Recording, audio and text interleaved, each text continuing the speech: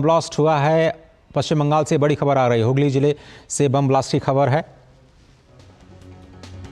पांडुआ जो कि हुगली जिले में वेस्ट बंगाल में है, वहां पर एक बड़ी खबर आ रही है जिसमें एक बच्चे की मौत हो गई है। एक बच्चे ने गेट समझ करके बम को हाथ में उठा लिया। प्रसन्नजीत बख्शी हमारे साथ इस वक्त हैं। हुगली से बड़ी खबर आई। प्रसन्नजीत जी, धन्यवाद जुड़ने के लिए। क्या है खबर, थोड़ा सा विस्तार से बताएं।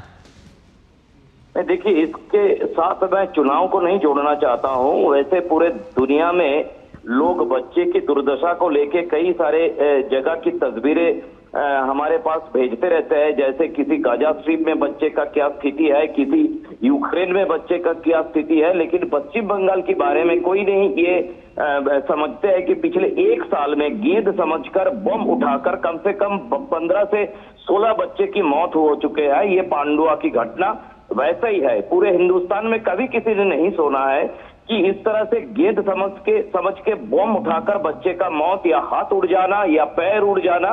ये एक अजीब सा स्थिति है पश्चिम बंगाल में।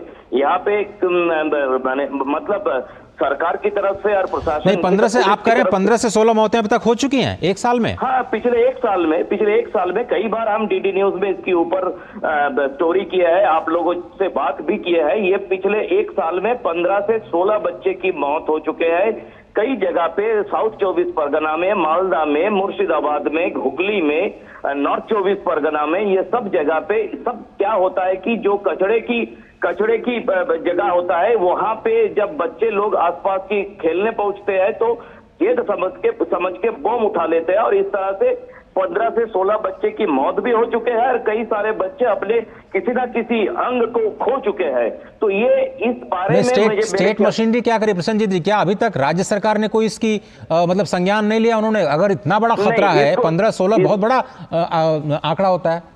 बिल्कुल, इसको एक मामूली सा लॉ एंड ऑर्डर समझ के इसको छोड़ा जाता है, और स्थानीय जो पुलिस इकाई है उसकी तरफ से थोड़ा बहुत जो मामूली कार्रवाई करना था वो कर लेते हैं। लेकिन ये एक ट्रेंड है बंगाल में कि किसी जगह पे बम को छिपा के रखना, और उसी जगह पे जहाँ पे बच्चा खेलने जाते हैं, ऐसे कई जगह पे हुआ है कि खाली मैदान में एक घर किसी तरह से खेती को देखने के लिए जैसे एक छोटा सा घर बनाया हुआ होते हैं, तो वहां पे बम मौजूद है और वहां पे बच्चे खेलने के लिए गए और ब्लास्ट करके मर गए या किसी अंग हानि हुआ है।